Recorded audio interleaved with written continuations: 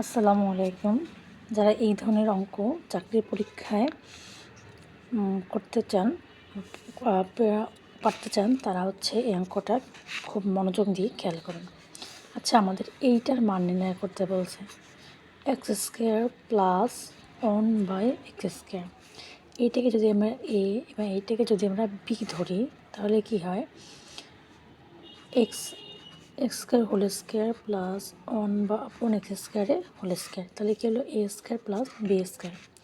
a² plus b² মান নির্ণয় সূত্র হলো x plus 1/x whole square minus 2ab।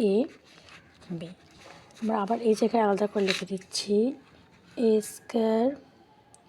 Plus b² মান নির্ণয় সূত্র a plus b whole square minus 2ab।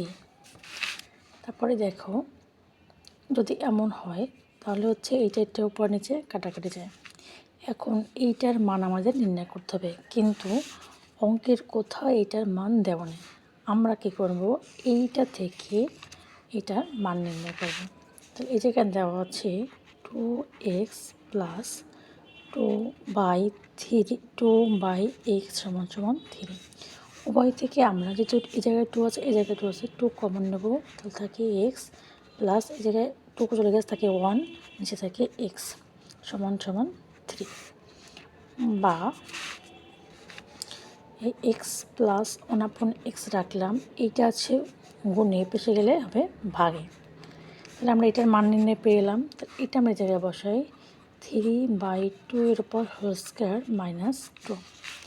তাহলে এইটার উপর হোল স্কোয়ার হলে হবে স্কোয়ার 3 3 9, 2 2 4 মাইনাস 2। লসাগু এটা মনে মনে অনাছে নিচে, লসাগু করলে হবে 4। তাহলে 4 ভিতরে যায় একবার, লসাগু যে হর তাদের লসাগুকে ভাঙ দেবো, যা পাবো সেটা থেকে লবকে গুণ দেবো। তাহলে এবার 9 মাইনাস এই জায়গায় আছে 1, 4 ভিতরে যায় 4 বার, তাহলে 4 দুগুণে 8। তাহলে হলো উপরে বিয়োগফল থাকে 1, নিচে থাকে 4। তাহলে আমাদের অ্যান্সার হবে 1/4। ক্লিয়ার?